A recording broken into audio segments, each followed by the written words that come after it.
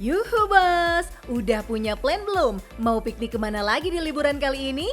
Mau nggak kita tantang bos semua buat menjajal gaya piknik yang agak-agak bikin deg-degan? Penasaran ya? Yuk makanya ikuti kita menjajal aktivitas river tubing di kawasan seluas 7 hektar yang tiap bulannya mendatangkan cuan sampai ratusan juta rupiah bos. Kali ini kita akan menyusuri Jalan Gunung Menir, Desa Ciasihan, Kecamatan Pamijahan, Bogor hingga sampai di lokasi yang asik ini. Halo bos, selamat datang di Kopi Tubing dan Cikulurwung River Tubing. Buat bos-bos yang mau ngopi-ngopi cantik di Kopi Tubing, ikutin saya.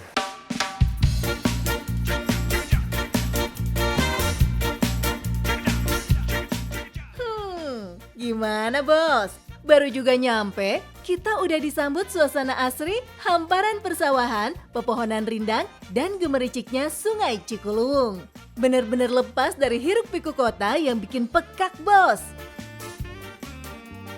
Lokasi wisata yang dibuka 2 tahun lalu ini punya spot-spot foto yang ciamik, aktivitas seru yang bisa diikuti, dan pastinya resto kekinian yang keren parah. Yuk mari, sebelum kita basah-basahan dan make up masih on point, cekrek-cekrek dulu di jembatan kayu, ayunan rotan, spot makan di atas jaring, atau sekadar rebahan di barisan beanbag menghadap sawah ini. Nah, setelah stok foto lengkap, waktunya kita coba ini, serunya river tubing di Sungai Cikuluwung. River tubing tuh mirip arung jeram bos. Bedanya, kalau arung jeram dilakukan rame-rame dalam kapal karet berukuran besar, kalau tubing kita menaklukkan arus sungai sendirian naik ban dalam mobil bos. Nah, kita bisa tubing setiap hari, mulai jam 9 pagi sampai jam 4 sore bos. Ada 2 paket yang bisa dipilih, yaitu Fun Ride dan Adventure Ride. Jarak Fun Ride lebih pendek, cuma sekitar 100 meter 2 kali balik. Biasanya sih anak-anak nih yang ambil paket ini. Harganya Rp55.000 per orang. Nah, kalau pengen lebih panjang lintasan tubingnya, ambil paket Adventure Ride. Kita bisa tubing sejauh 1 km dengan membayar Rp157.000 per orang. Wih, seru nih bos. Tahu nggak bos, bisnis ini dibangun Pak Andi dan sang istri yang sama-sama hobi piknik.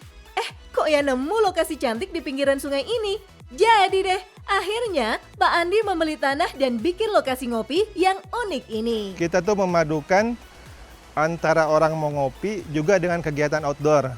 Terus kita ada view sawah gitu kan.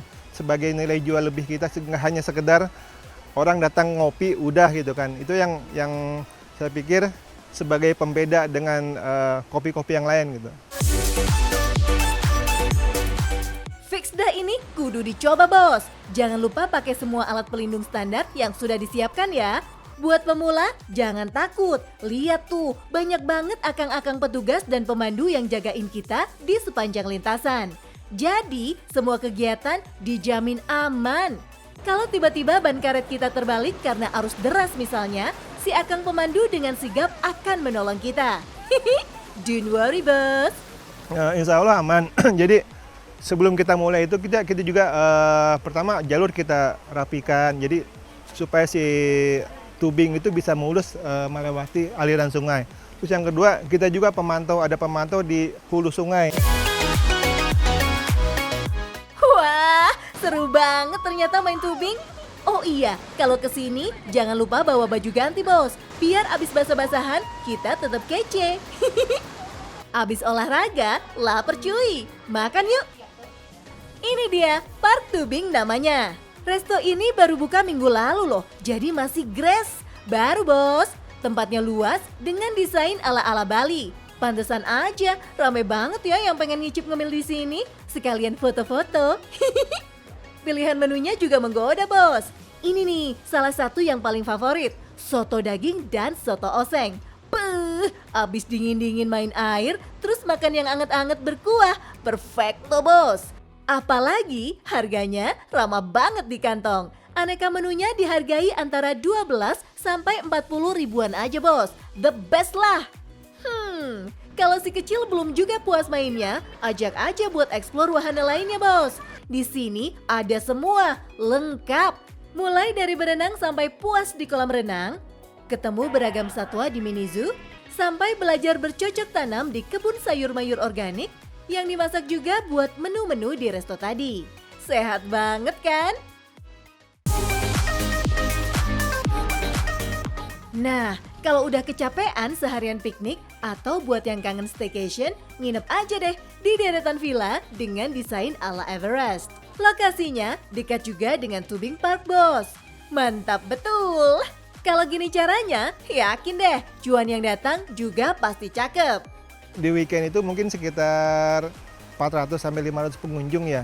Kalau di weekday itu ya sekitar di 100-200 kalau untuk di di weekday.